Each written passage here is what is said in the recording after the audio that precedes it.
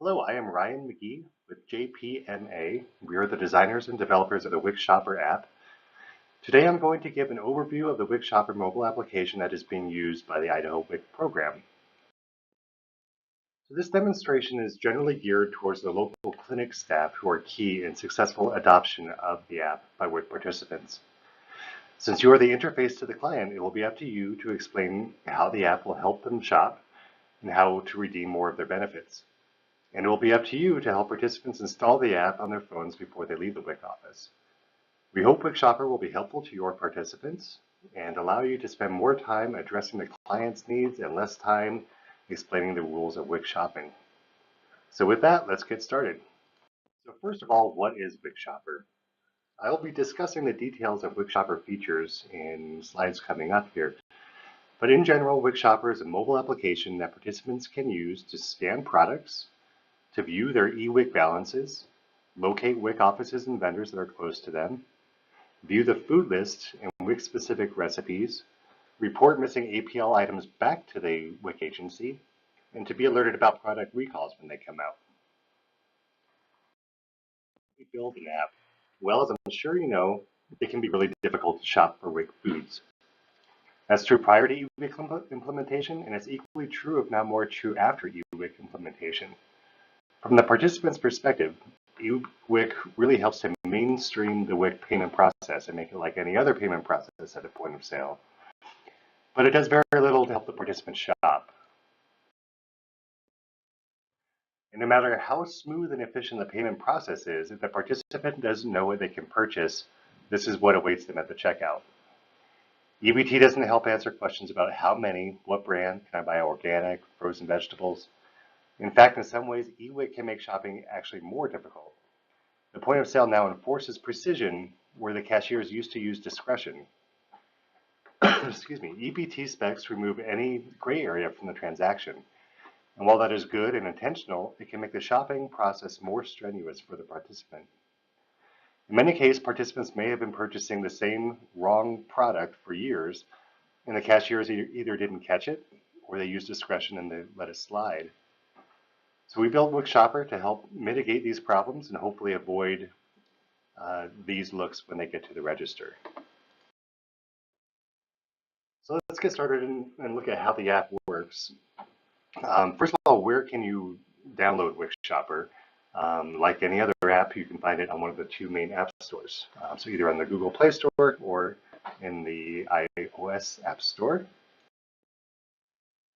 And just an overview here, we're implementing in Idaho in 3 different phases. So I'll be going through each of these in more detail here in a second, but just as an overview, phase 1 includes things like get help, the food list, locating WIC-eligible stores, that kind of thing. Phase 2, we introduce scanning to determine if a product is WIC-eligible. This is where we are currently in Idaho at the time of this recording. And in phase 3, we will begin once you have rolled out eWIC, and participants can then download their benefits in the app. So let's get into it. When they first install the app, the first thing that they're going to see is a list of WIC authorities. So in Idaho, of course, they'll be selecting Idaho. And then they can change their language if they speak something other than English as their first language. So we will probably be moving the language setting more towards the beginning of the app, so it would be part of the registration process. But currently, I just want to show this to you so you can help participants in the clinics. You would slide left on the main screen of the app and then tap Settings. And then here they can choose to change the language to Spanish. Colorado WIC is helping us with 4 additional languages that will be added during 2018. But at the time of this recording, which is December 1st, 2017, we have English and Spanish available. Okay, so all of the core features will then be translated.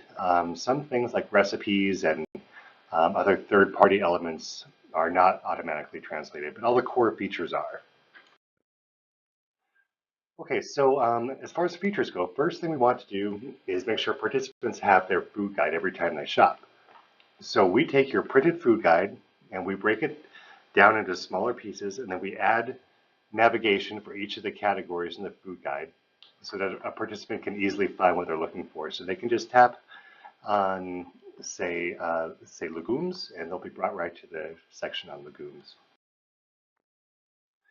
Okay, the next thing that participants can do is they can tap the WIC vendors button, and that's on the main screen of the app, and that will bring up a list of stores that are around them. So it geolocates their position and then finds stores that are WIC approved in their area. Displayed in a list, or it can be displayed as a map. And we do this as well for the WIC office locations. And they can actually even call the WIC office, their closest WIC office, directly from the app. So the next thing that we add is a Get Help button. So that's a button that's on the main screen of the app, and from there they can tap that. And here we have your help desk number, instructions about how to use the WIC checks currently. We'll be changing that, of course, to how to use the WIC card once that comes out, and some other basic information. So as we get closer to EBT rollout, we can add videos that Idaho WIC produces to explain how to use the eWIC cards, how to set the PIN, what to do if you lose your card, and that kind of thing. And we find that this can really help get participants in the eWIC mindset as that gets closer. The primary intent of WICShopper is to help participants find what they're looking for when they're shopping with WIC foods, but we also want to educate participants about how to prepare those foods and to encourage them to involve their little ones in the cooking process. So we source WIC-specific recipes from the WIC community, which includes state agencies, nonprofit food advocates, food providers to the WIC program, and some other sources. We currently have about a couple hundred recipes, I think, in our library, and that's constantly growing. We also provide life hacks, which are just fun ideas that are geared to help moms save money and use products purchased through the WIC program, like upcycling your baby food jars in this case to grow herbs and that kind of thing. So we also have the ability to display banners in the app. And one common way that that's used are for recall notices. So if we're made aware of a recall that affects your area, we'll talk to the state agency and see if you want us to put up a recall banner. So if the participant taps that banner, they'll be brought to a page of details that has the details of the food recall that's affecting them. So we like to view WICShopper as a palette to add any features that the agency is looking for. We can use mobile as a tool to teach participants and even refer them to other facilities and related services. We can make WIC agile and really able to quickly respond to participant needs. As an example, we saw that the USDA eased food packaging rules in Texas after a recent hurricane. So we were able to post notifications in the app to alert participants that they could now buy any brand of certain staples like eggs and milk. Okay, so in phase 2, we introduced scanning, and this is where we are currently in Idaho WIC at the time of this recording, which again is in December of 2017. So in this phase, we import the state's approved product list every night. So when a participant, store personnel, or WIC staff scan something, we should always be scanning against the most current APL. So in this phase, there's 2 possible results. So the one on the left means that this item is a WIC eligible item. And we also provide a list of other WIC eligible items in that subcategory. And then obviously the one on the right is not a WIC item. So once we have the APL, it's likely that participants will eventually scan something that they think should be WIC eligible, but it's not scanning as WIC eligible. So we have a relatively new feature that we've added called I Can't Buy This. So if a participant scans a product that they think should be WIC eligible, but it's not, they can report that directly to the agency from the app. So this is kind of a great way for agencies to crowdsource APL corrections. When they fill out this form, they can take a picture of the product, and then that is submitted to the APL manager of the state. And then they can review that and determine if it should be a WIC eligible item or not. Okay, so that's phase two. The third phase will begin when the state starts to roll out EBT. In this phase, we're able to download the participants' real-time benefits from the card processor. So we will display the same benefits that the register will be using. And just to clarify, we are not interfacing with the Whisper system. We are interfacing directly with the card processor. And also, when we're checking benefits, we're not collecting any personal information about the participant. So we have no identifiable information for the participant, either in the front end of the app or in the back end, where we're doing some of the back end WICShopper processing. So once we're in this phase, a new button will appear on the main screen of the app called My Benefits. When the participant taps that, they'll be prompted to register the card. So on this screen, they would just enter their card number 2 times, and it just has to match and be the right number of characters, which is 16. And then once they registered, they'll be able to see all the quantities and subcategories that they have assigned to them in their prescription. And if they tap one of the subcategories, then there'll be displayed a list of products that apply for each category.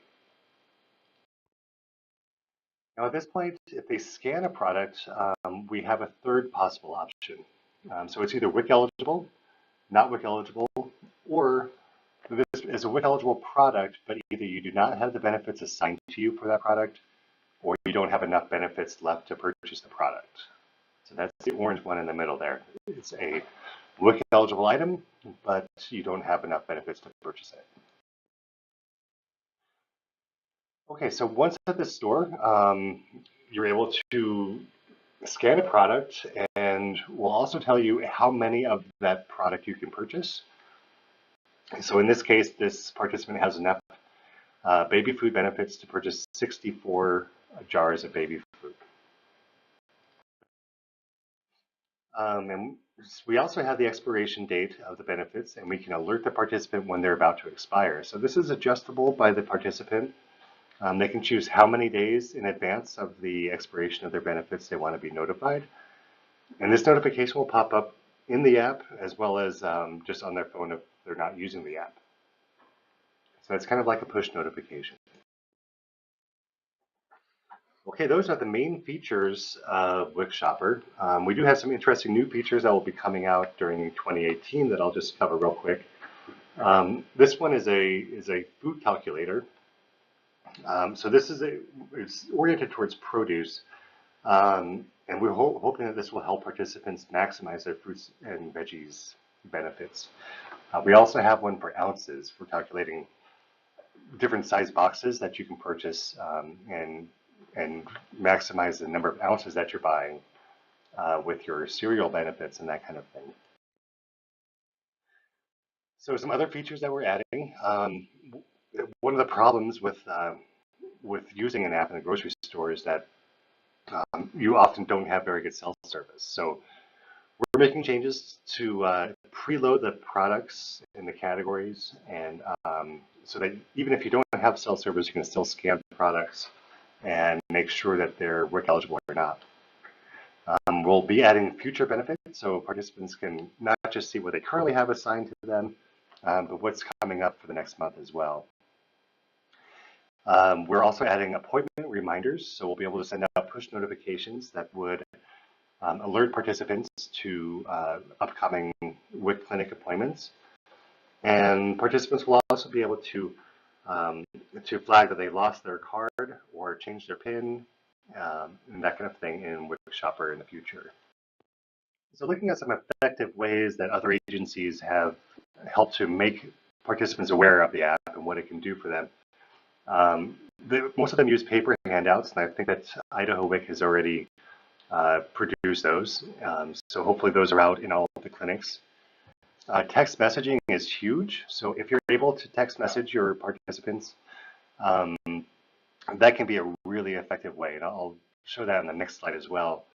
But that's a very effective way to get participants to install the app. You can refer them to our website, which is called ebtshopper.com.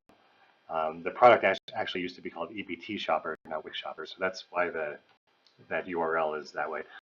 And then, of course, face-to-face. So hopefully you understand how the app works and what it can do for participants. And again, you're the interface to the client, so that's always going to be the most effective way to introduce them to the app.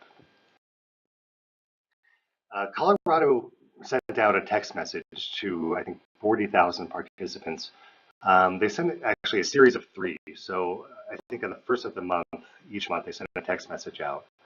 And it was just a simple message saying, your WIC shopping just got easier. Check out the WICShopper mobile app.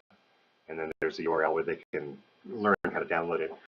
But in the first 2 days after they sent out the first text message, almost 3,000 families signed up and registered their card in the app. So really very effective.